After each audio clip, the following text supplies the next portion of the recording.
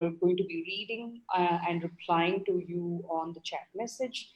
We're just waiting for 2 more minutes.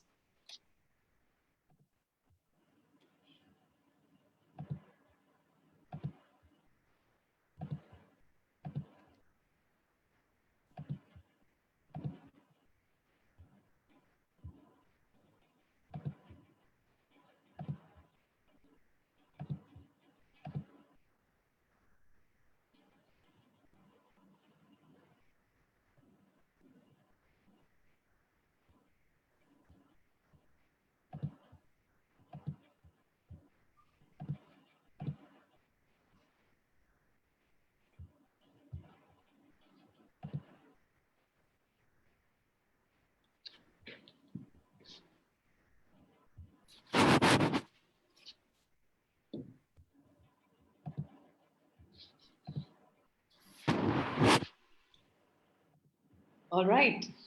To honor the time of the almost 160 people who are here with us on time, I will get started. Today's masterclass is on online facilitation, and we're going to explore some possibilities together. We will also look at both the possibilities and some of the limitations or fears that we have around it. As all of us are in the lockdown, I think, and I'm very sure that we've all had a chance to relook at the way things have always been done, whether it's the way we live, the way we learn, or the way we teach. So I welcome all of you to the second masterclass by Quest Alliance.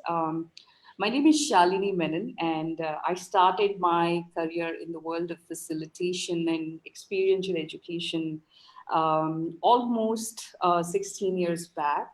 And I have spent a lot of time working with different kinds of mediums, including adventure, gaming, play, theater, but mostly a lot of frameworks and concepts that are really used in the world of experiential learning. And today at Quest Alliance, I'm exploring and unlocking the power of technology while working with educators across the country. So welcome to this class. I'm quite excited. And if you do decide to, share this anywhere on your Facebook, on your Twitter handles, please use the hashtag Trainer Tribe. Trainer Tribe is a Quest Alliance platform for trainers. In case you're wondering where is it, it's actually on Facebook. It's an open group, a public group. So you just need to send us a request and admin will let you enter there. It's really a platform where we share a lot of updates, research insights, reading repositories, facilitation tools. And most excitingly, you get to actually network with a lot of trainers from across the country. So please remember to use hashtag Trainer Tribe on your social media. Um, as you're aware by now that the administration has muted you and therefore you are able to chat with us. My team of online facilitators are actually looking at the chat box and they are pulling out questions and comments, and I would also look at them briefly from time to time. I do want to offer an advance apology just in case I'm not able to look at all comments or I miss out on them. This masterclass is also being telecasted live on Facebook, in case you need to know, and also a recording will be uploaded on YouTube.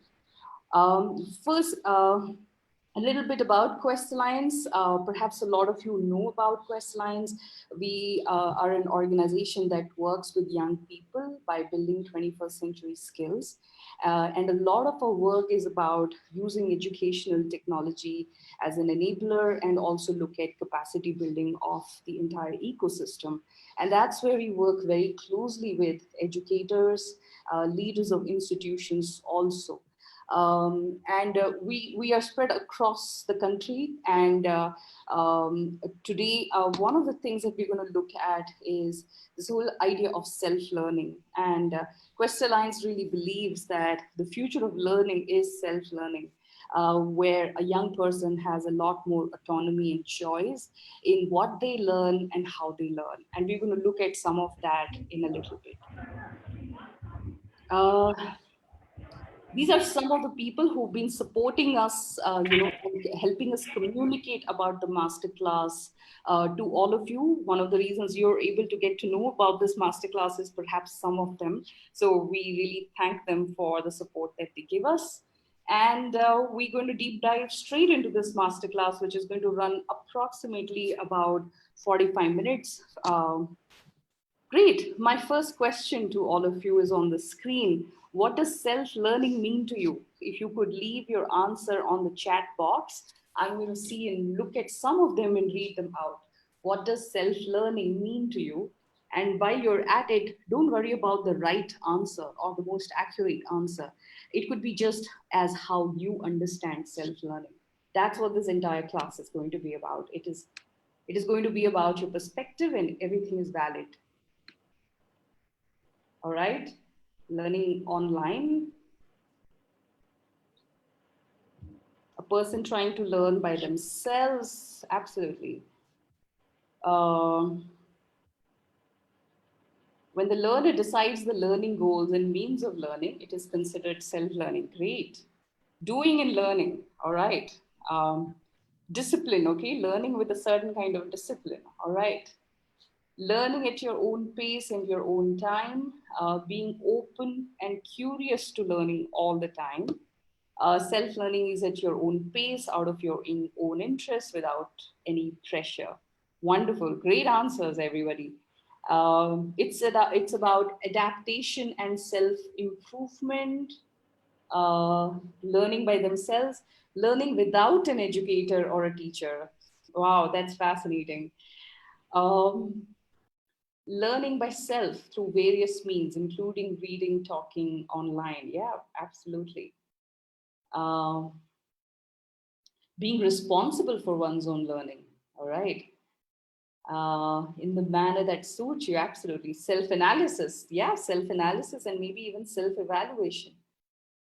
Great answers. Wow, I just have to rush through this. Engagement of self, which will result in change in behavior. Absolutely, all learning must result in some kind of change. Trying and remove errors and then trying again. Wow, these are some great answers. Thank you for that. Introspect and improve your skills, being in charge of what you learn, um, learning with the available resources. Yeah, absolutely, online or offline. Self-learning is an emerging form of learning that has emerged due to the availability of learning resources. Yeah, absolutely, Gitu, and perhaps specifically availability of remote and virtual learning. Going to toggle through a little bit more, making things permanent to remember, okay? Well, a lot of us, don't really remember the kind of stuff perhaps taught to us in schools.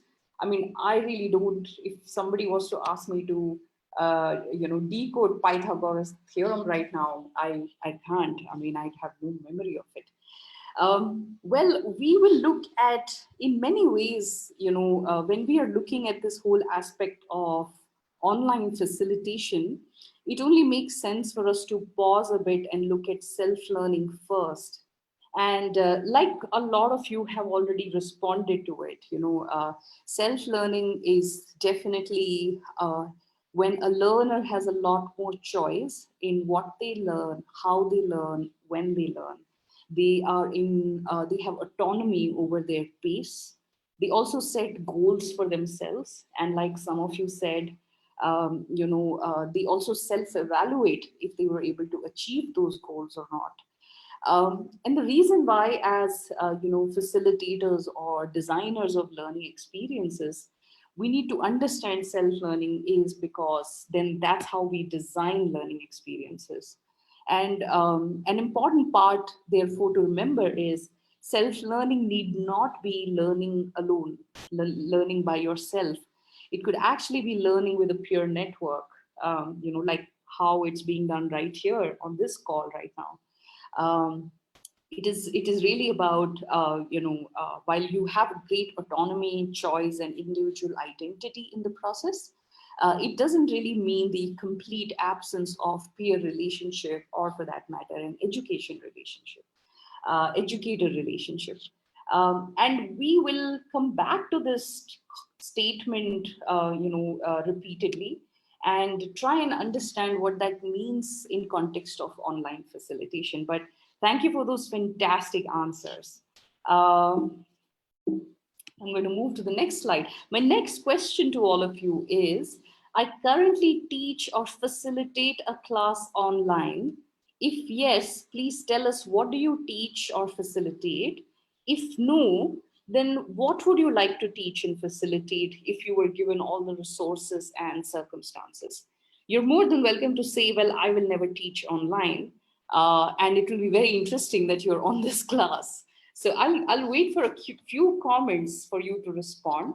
I will read my question once more. I currently teach or facilitate a class online.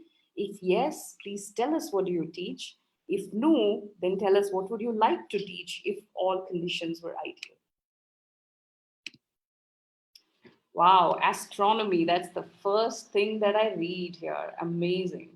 Facilitating strategic planning and fundraising. Welcome, Manisha, to the call.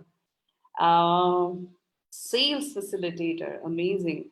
I teach yoga. Wow, this is amazing. I mean, look at the spectrum of what people are teaching online. Career ready, okay, from Antaran Foundation. Facilitating football training. Wow, that is just amazing.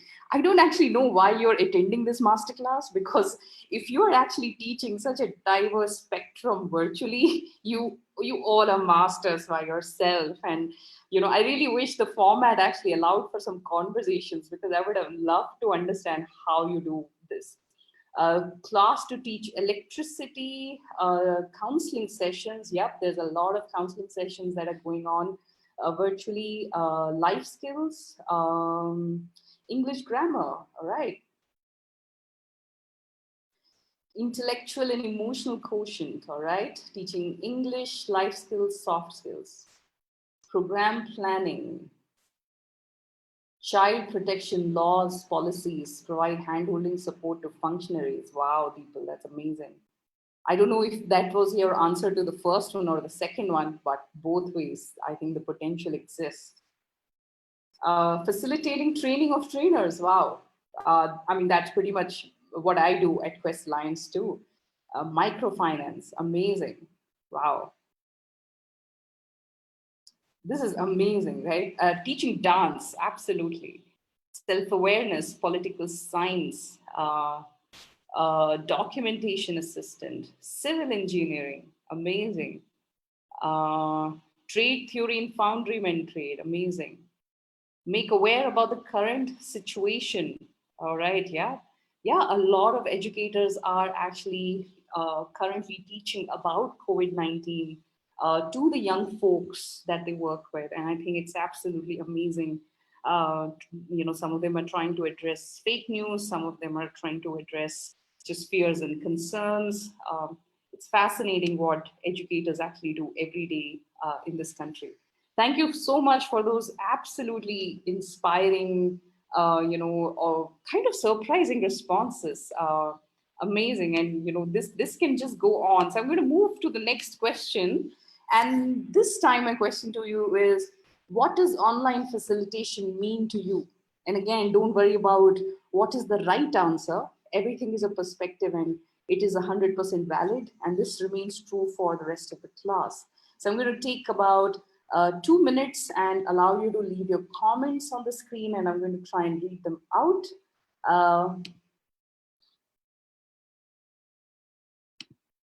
What does online facilitation mean to you? It lasts until the lockdown. All right, Yomesh. We should have a conversation offline. Okay, so that's interesting.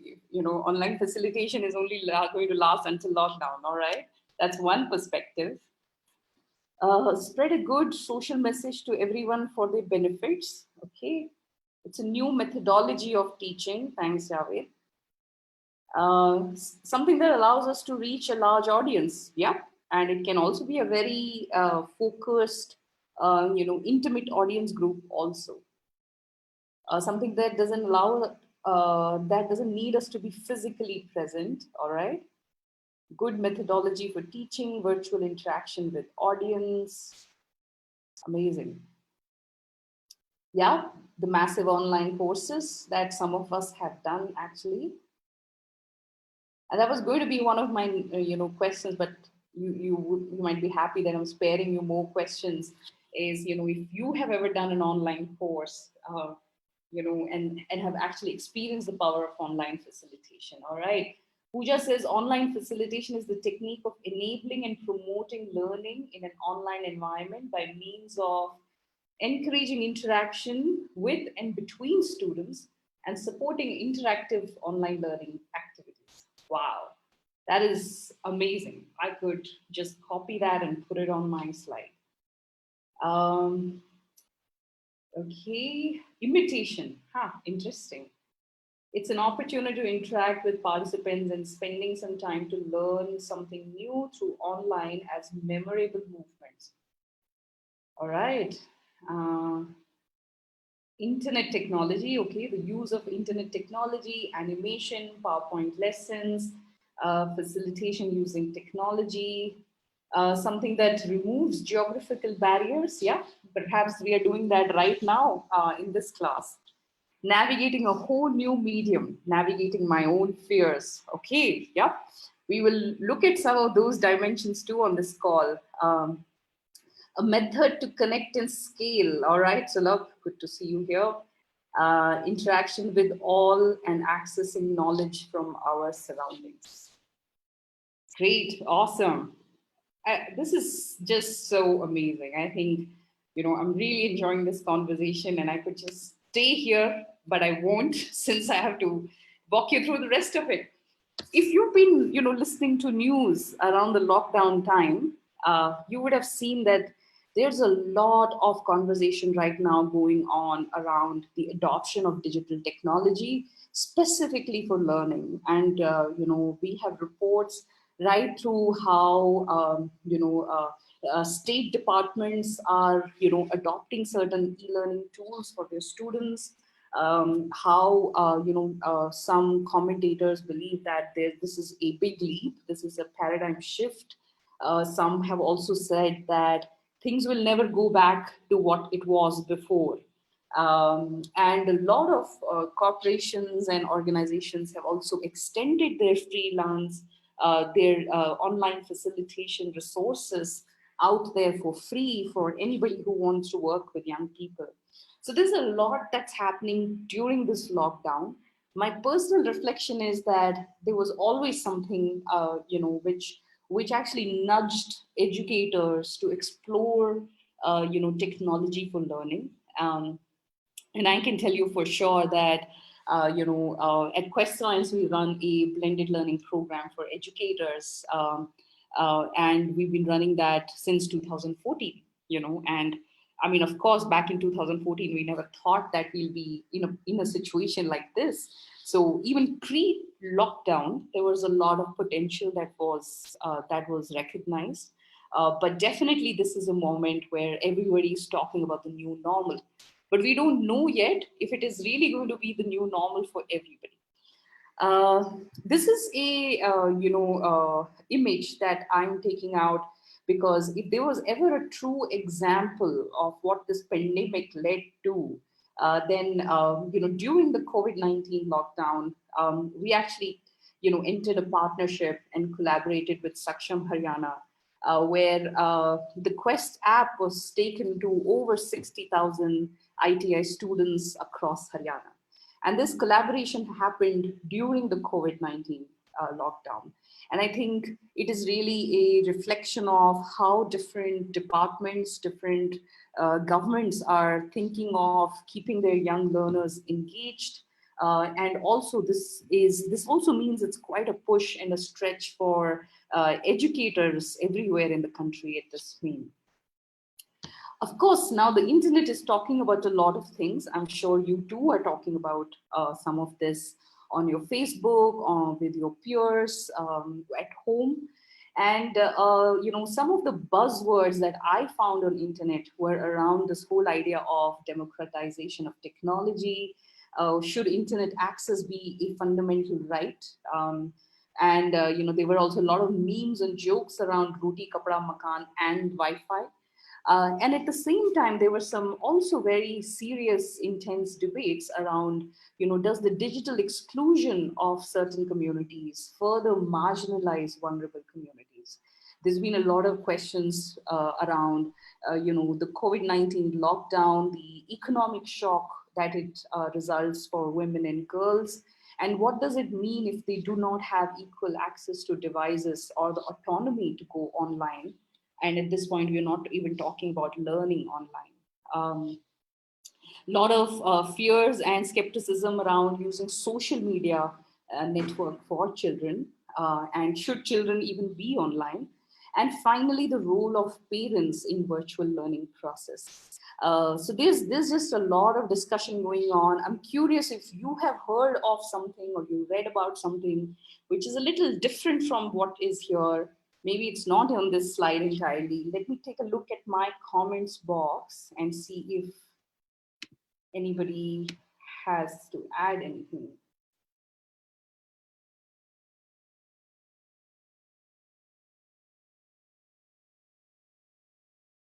All right. I guess some of these are responses to the previous question.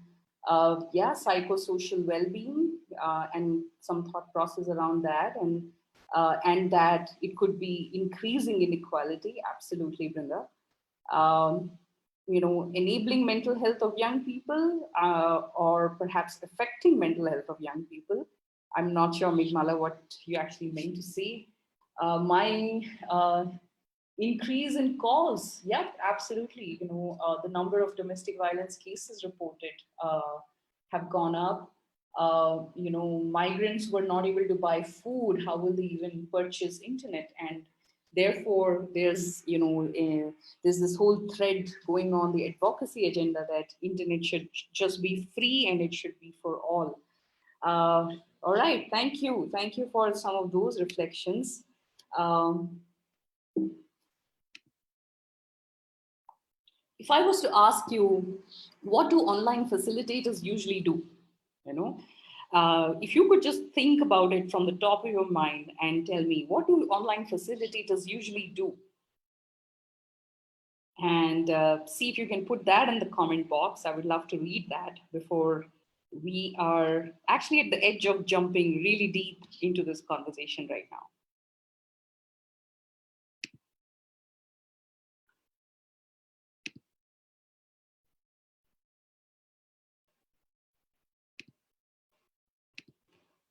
Sorry.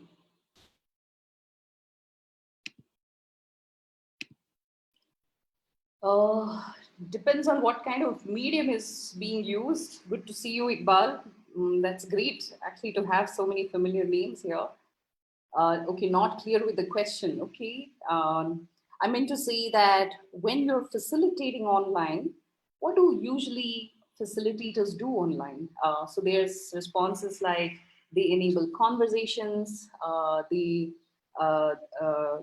design for triggers and prompts, they monitor, they guide, they give lectures virtually.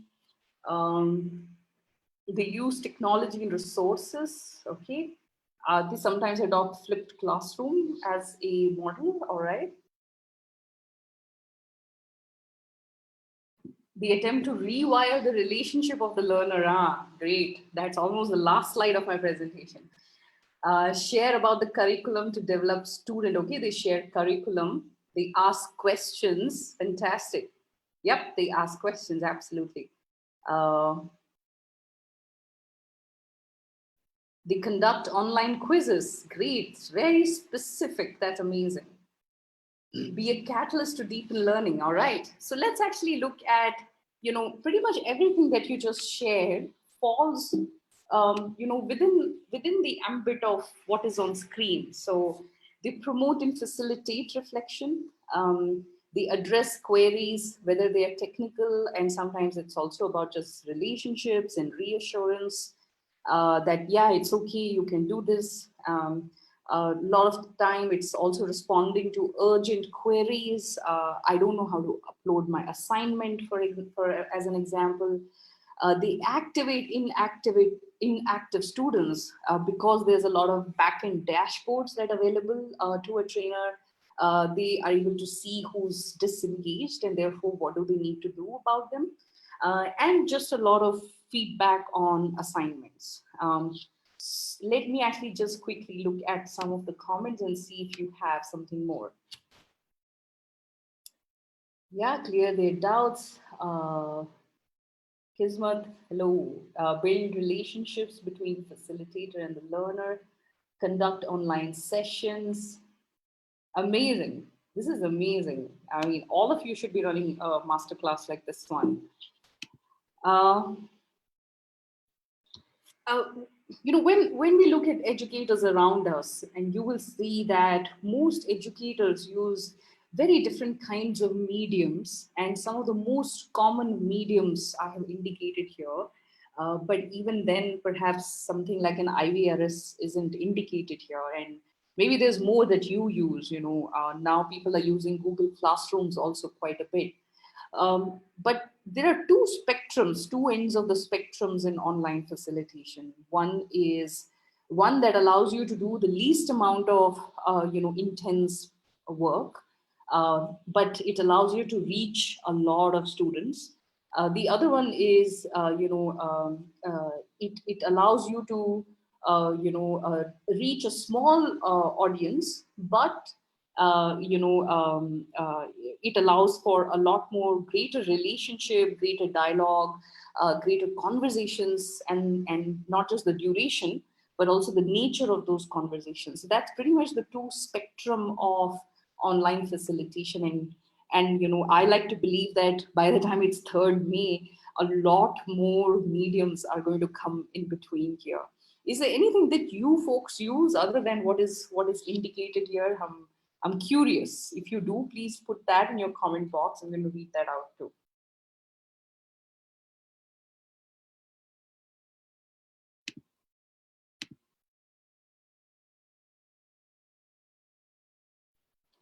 Okay, presentations.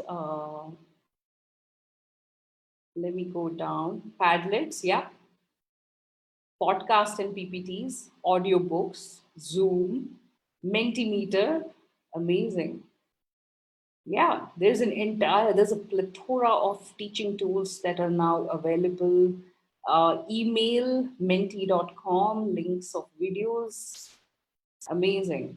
Yeah, Google Classroom. I actually intended to put it here, but I didn't. Um, a lot of you must be also using, yeah, Moodle. Yeah, absolutely. Hangouts. A lot of you must also be using, versions of classroom whiteboard actually in your meetings. And there are lots of resources. It's an entire class by itself, so I won't dig too deep into it. But yeah, amazing. It's good to know that a lot of you are using these kind of tools already. When you're speaking of online facilitation, I think it's one of the most important things for us to keep in mind for the rest of the conversation is that, we shift our focus not just from what a facilitator does, but also how they do it. So from the do to the be, or the other way of saying it is, not just the role of the facilitator, but the process of facilitation. And that process of facilitation is what actually leads us to the conversation that's just around the corner, which is what goes into the back end of design. And we look at that in a bit. But before that, I have some examples for you. And this is an example of how, as online facilitators or an educator, if you are interested in teaching online, it's super important to understand where your learners are already in. So if they're on Facebook, if they're on TikTok, it's a lot more easier to go where your learners are and use a platform which is already popular, which is already familiar, because you'll find a lot more uptake and engagement in that form. And this is just one such example of one of our online facilitators teaching to young people negotiation skills using Facebook Live. And I'm guessing a lot of you have already done that. The second example is, Scratch. And if you do use Scratch, please do, say I use Scratch on the chat box. Will be interesting to know. And this is an example of how one of our programs, STEM for Girls, it actually uses, Scratch not just to teach programming, but everything from collaborations to reasoning. And this is a screenshot from one of the Scratch projects of students. Um, and it really is fascinating, and I like you to keep this slide in mind. When we are having some conversations just after a few minutes. This is WhatsApp. I'm sure a lot of you also use WhatsApp for learning. This is currently being used in Bihar. Actually, we use WhatsApp a lot, but this specific example is an example of what is called a learning network. And this is what the program team is using to reach students, teachers, and even centers in some very remote rural areas. Because again, it's about where are your learners already. And if most people are on WhatsApp, it's a lot more easier to go and use a tool that people already know and are familiar with. And I think Ananjala and the learning network is one of the great examples of that. Um, if you're wondering what are these bar graphs, this is an example of a course completion rate of a blended learning program for educators called Master Coach by Quest Alliance. And you can see that an average course completion rate here, and very specifically, it's very interesting to note where Bihar is right now. Because sometimes you could be sitting with a lot of confirmation bias and ideas of, no, people can't, people don't use anything online and forget learning online. They don't do anything beyond Facebook. But this is an example of what really happens when, some of the design and also the online facilitator's role is always very, very valuable, because it significantly improves course engagement, actually. And you will also see, if you were to research on internet, and you'll see on an average course completion rates are usually between 3% and 30%. But what we're seeing here, I like to believe, is because online facilitation is the X factor of this course. And if you want to read up a little bit more about Master Coach, you will find it on our website and our YouTube playlist. And we are also happy to respond to questions a little later. Well, and it's not just that you can only teach serious stuff through online facilitation. I was looking in my own personal and social circle, and just like how all of you responded, there are educators, sitting all around us, and they're teaching some very, very important things virtually. This is an example of a teacher sitting in Hyderabad teaching expressive arts for children. If you want to know more about it, I have indicated the Instagram link of Arindita. And it's fascinating what young children are able to learn and stay connected to their teacher virtually. You can also go on to teach some very, very abstract, imaginative concepts like this one, which I thought was extremely fascinating, where Nadia Chene, a facilitator sitting in Canada, is exploring the concept of time. And this is done through a virtual model and a physical model if you happen to be in Montreal. But it's amazing that how something like that, this can bring facilitators from across the globe together to look at some very abstract, imaginative concepts like time. You can find this also on the website if you just type Time Zone Research Lab. I will stop here and see my comment section seems to be buzzing, so I want to just make sure that I look at it.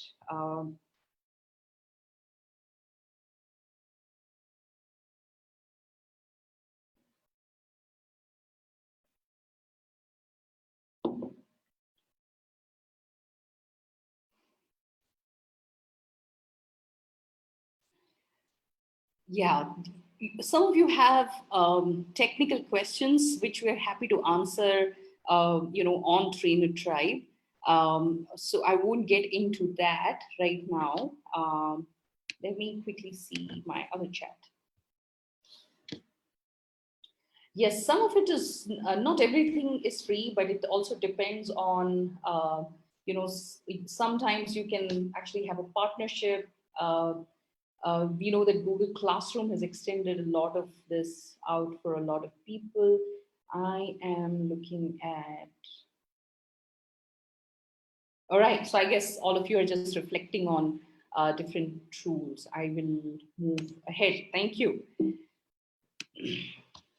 We can't actually end a class on online facilitation without actually talking about artificial intelligence. And as much as this can, create, anxiety in all of us, I think there's almost 20 years. And, I just this morning, I figured that there's almost 20 years of research that has gone into artificial intelligence and its role in education. So I think this is going to gain momentum. I'm very curious to know what about this actually gets amplified because of COVID-19. And essentially, this is what the internet seems to be talking about, and the relevance of it is as online facilitators. And one of our most important tool is the online platform.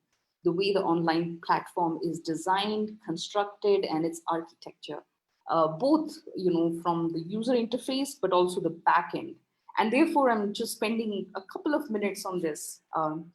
And some of the things, top highlights for me when I was looking at the area of artificial intelligence is that how it could actually just shift the power to a young person, because it's no more that a teacher is a source of knowledge and a student is a recipient of knowledge, but how it can entirely pivot that for a young person. That's the first thing. The second one is that how artificial intelligence can potentially just replace or prevent an educator from doing repetitive tasks, for example, assignment grading, but actually invest in what we call higher value work, which is relationships and dialogues with students. Um, there's a lot of conversation around, how artificial intelligence can reduce the dependency or the quality of teaching from the capabilities of teacher, and center it a little bit more around the student. For example, more targeted content depending on what is the preferred learning style of a student, whether it's audio, whether it's visuals, whether it's gaming, so on and so forth. And this whole idea that that some of the online learning design needs to enable for shorter learning cycles, unlike traditional long course formats, where a student can learn tangible skills in really short time and see that value more quickly. And artificial intelligence can also just break down long lecture formats into smaller atomic components. And this whole idea of modular learning, and after this call, if you want to just read up a little bit more about what is modular learning, I think there are some great insights sitting for online facilitators in that. uh, and one of our former colleagues of Quest Alliance, Ragini, who's currently studying at the Harvard University, really believes that on this idea of virtual teaching assistants or nano tutors. And I think that's just amazing. It's fascinating what something like that can do. Bringing in intelligent tutoring systems, and I think it's just incredible. The space is just incredible. But essentially, in the classrooms of the future, students will be able to orchestrate their own education. And this is something I read, on the internet, and I thought it is so powerful and so profound, that if I wish I had the opportunity to orchestrate my own education, 30, 35 years back, and that would just be incredible. Um, I'm going to just quickly check my comment box to see if there are any comments or.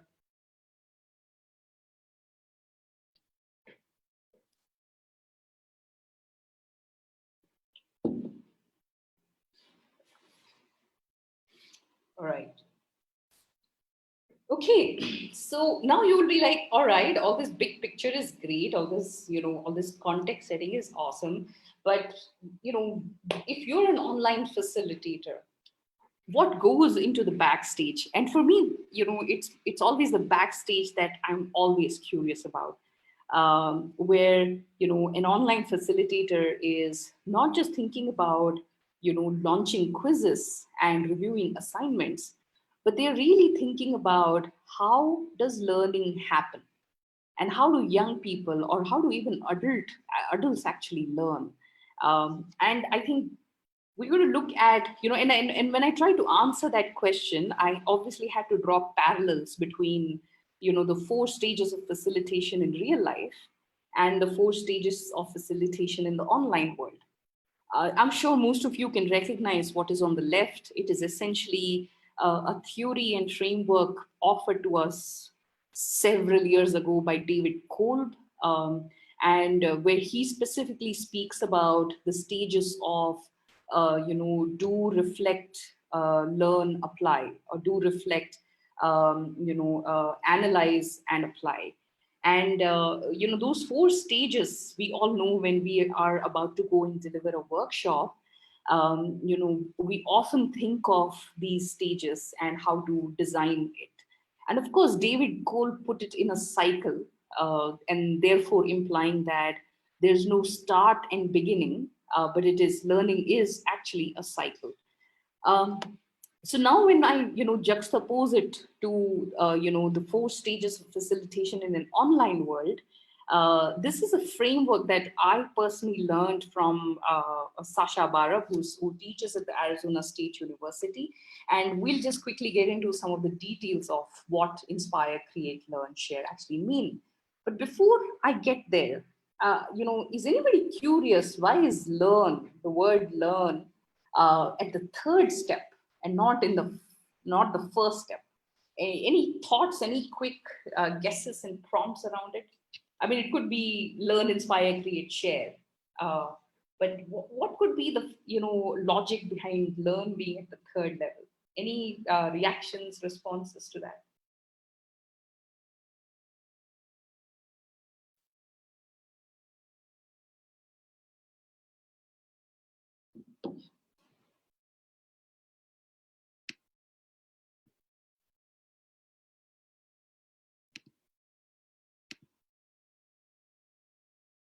All right, there are some responses. I think because learning happens later, all right, Pankaj, okay? It's after inspiration that learning happens, all right? Learning does not happen unless the learner is inspired and tries their hand at learning. Amazing. It's thought that lead to action and inspiration to learn, all right? I mean, we have to be inspired to be learned, and therefore learning is the third stage. It's because learning happens when you can inspire yourself and others. Understanding a topic gives way to learning once it inspires, okay? Wonder what create here means. Sounds very democratic. Yes, Sushmita, we will figure out if this is really democratic. All right, thank you. I mean, it's amazing. All of your answers are bang on, but we'll get into the specifics now. So let's look at, what does inspire mean in this context, right? Inspire really is a stage, and don't worry about, where to look up all of this. I will be giving you a set of reading resources at the end of this class. But the inspire stage is really where the online facilitator is aiming to make participants feel safe, appreciated, heard, and comfortable, and specifically like just how some of you mentioned, the virtual platform can be an intimidating, overwhelming place, especially if, the digital learning behavior is a new one. Just like how, in the real world, we have our stretch zone, the virtual world can also be a stretch zone for quite a number of people. So we recommend that online facilitators, focus on, building norms and guidelines, and maybe even stating some non-negotiables as far as behaviors are concerned. Also, at the same time, investing in virtual relationships with individual, and therefore there's a sense of connection, even if it's virtually. Appreciating what is working. So while in the real world, their appreciation can be a little bit more, I won't say easier, because even in the real world appreciation doesn't happen that easily, but there's what could be a replacement of a good job, or a job well done virtually, right? And if you have been part of online learning platforms, you know that there are a lot of gamification aspects to it. There are badges, there are rewards that are not just given by online facilitators, but can even be given peer to peer. And finally, just remembering that once people are comfortable, they are not in a fight or flight mode. And all of you know this, that most of the MOOCs, people actually log in, but not more than 10% people actually sustain and engage with MOOCs. They just leave it and abandon it. And it's because that when, as online facilitators, whether we are running a 50-minute session, whether we are running a half-day session, whether we are running a entire year's curriculum, we have to invest in this stage for relationships and for safety of learners. It's pretty much the same rule that we follow in workshops too. So, nothing is really changing as far as the intent is concerned, but the how changes quite a bit. And therefore, when one is choosing platforms or even designing platforms, we need to look at aspects of, how would we celebrate virtually, for example. Um, I'll move to the next one, create. Sushmita, you were curious about what create is, so I'll dig a little deeper here. Create is really a stage where the facilitator gets everybody to do something, so you really given everybody to do something. It's a call to action, and in more theoretical language, it's called purposeful learning, or learning for a reason, actually. And now it can be a range of from creating art to creating a project, to creating a model, to creating a story. Some of you might have used a platform called Story Weaver, where online facilitator can actually work with students and build a story together. And often, or for something like a Scratch, where you can build a shared project. But it is really a place where we've invited learners to create something together. And the whole act of creating something together is because it creates a greater sense of ownership for learners. Because, especially if you've used a simulated game environment where, let's say, they have to take a decision, for example, and the moment you decide, you're actually invested in that process, because then you are also curious about the results, the consequences of it. And that's why the stage is very exciting, because it is essentially sealing the relationship between a learner, the facilitator, the content, and the platform. It also gives them a reason to, self-discover the purpose of learning, or, it's a stage of application in some ways, but not yet, because, but it allows them to stay open to it. It's pretty much like warming up to the application stage.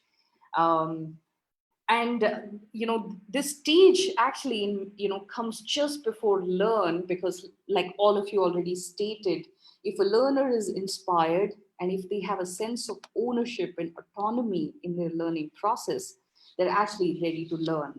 And that's why the third stage of learning.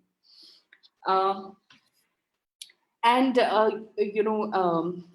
this stage is essentially what requires a young learner or an adult learner to move from a stage of literacy to mastery, which is where they have to critically engage with a concept.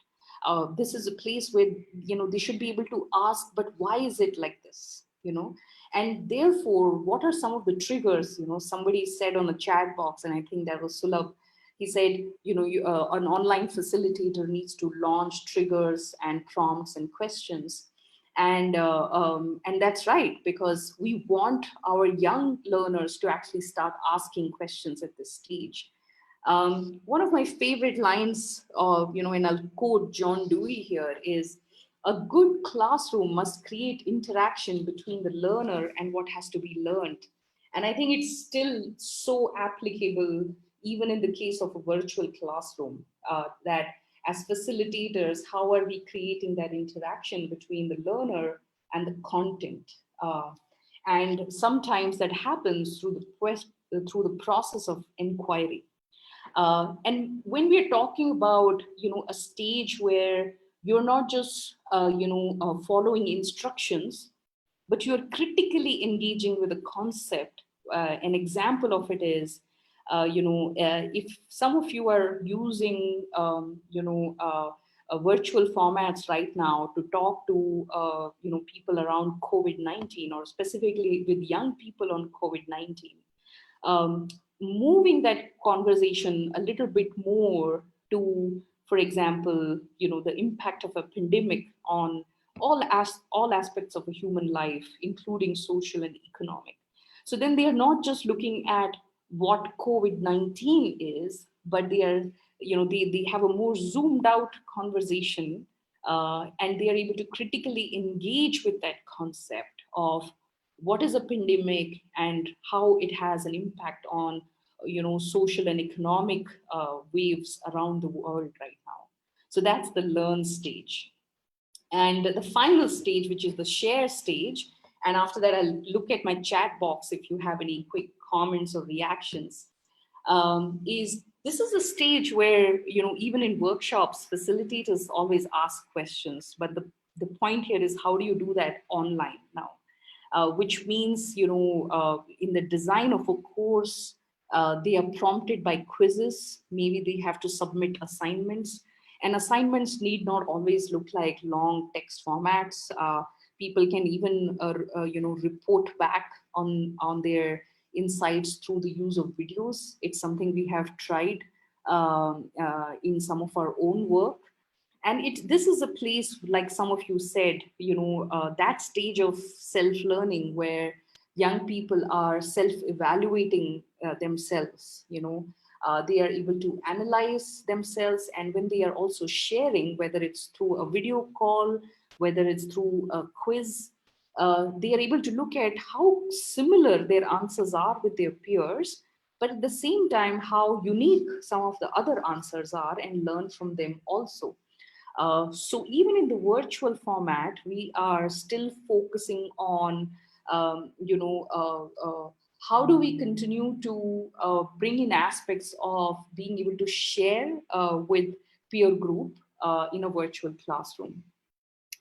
And it can also be a great data point, because when people share what did they take away, what are their key insights, it's great data point, not just for the facilitator, but also for peer-to-peer dialogue. And this whole idea of engaging critically with content, it's taken out of an excerpt that I have indicated, is also enabled through that process of reflection and inquiry. So you will see that in many ways, everything that David Kolb spoke about learning, perhaps 4 or 5 decades back, is still in many ways informing the virtual learning stages. And at this stage, I'm going to bring this back. I'm going to quickly look at the comments once.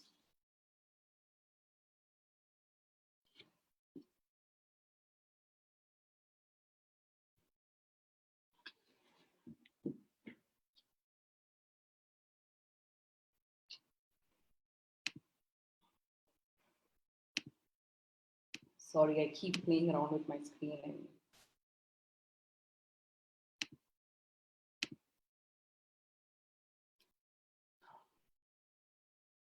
yeah, I mean, one could absolutely superimpose whether it's the Bloom's taxonomy or the idea of flipped classrooms, any of this, every concept and framework that we have already known requires some level of reflection and deconstruction for this new normal that we are all talking about. And absolutely, it all has a place here.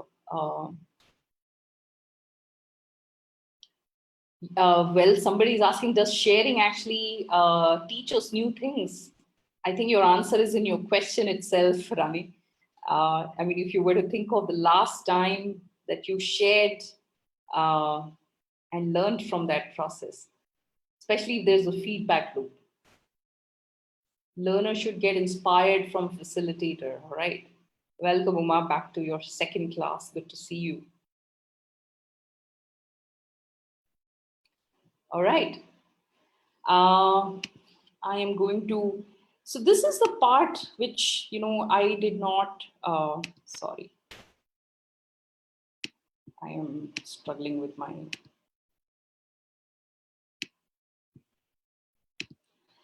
and there is one, change that I've added, and which is really the aspect of recognition in a reward system, through the stages of inspire to share, and specifically on virtual platforms, how our online facilitators recognizing, applauding, celebrating, and even maybe incentivizing some of the learning milestones as a young person or a learner actually moves from the stage of inspire, create, learn, and share. It is essentially because that's what keeps everybody going. And and again, if you were to just read up a lot on the element of badges, it plays a huge role here. And like I said, something like that need not be only given by the facilitator. It can be even enabled from one peer to another peer, in many ways mirroring an actual classroom. All right. Uh, there are 7 questions here on the screen. They may look a lot, but these questions are from me to you, and these could be some very good questions to keep in mind as you go on to design, an online course. And like I said, whether it's 50 minutes, whether it's half a day, it still, is applicable. Which is one, can you assign roles to your learners as moderators, as internal champions? Often WhatsApp groups for learning have, internal champions, and therefore inviting, learner leadership in the process. Um, Online learning too needs a safe environment. So how do online facilitators create a virtually safe environment for learners? So that's the second question for us to think about. The third question is, in the world of facilitation, we speak of challenge by choice, which does not mean the challenge is completely absent. But what it means is there are varying degrees of challenges that a young person can choose from, just like how sometimes you play in a video game. There is a level 1 and a level 2 to the same course. So how do we design for some of that from a lens of inclusion, from a lens of equity for learners? Um, the next one is a learner needs recognition, support, and inspiring in a community. So how do online facilitators replicate some of that in a virtual world? And how do we ride on the power of gamification to make learning fun? And, instead of building learning management systems, if we were building learning engagement systems, what would that mean, considering the 4 stages of inspire, create, learn, and share? So we don't build learning management systems anymore. We build learning engagement systems. And therefore, every design, every decision is thinking about a learner. um, how do we use diverse tools like quiz, assignments, audio visuals, animation to deliver our content because it is remote. And finally, how would online facilitators encourage and practice confidentiality and protect learner data in a virtual classroom? Very, very important point. And it's not that easy. It is a complex one, but it is an important question to think about, especially when we are building virtual classrooms. And before I go further, let me see if there are any.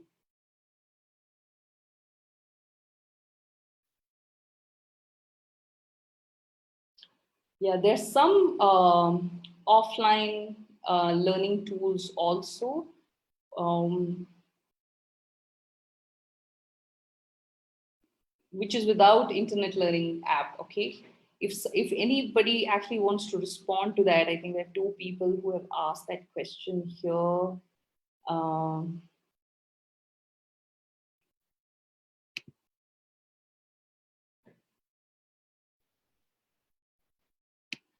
a lot of apps are actually designed in a way that young people can actually even use it offline.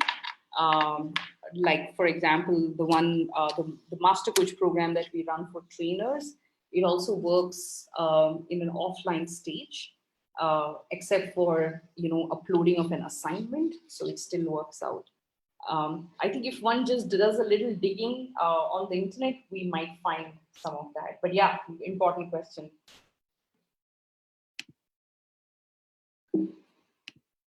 Okay, if you're wondering where to find some more reading resources on online facilitation, you can look up sashabarab.org, Humanizing Online Teaching.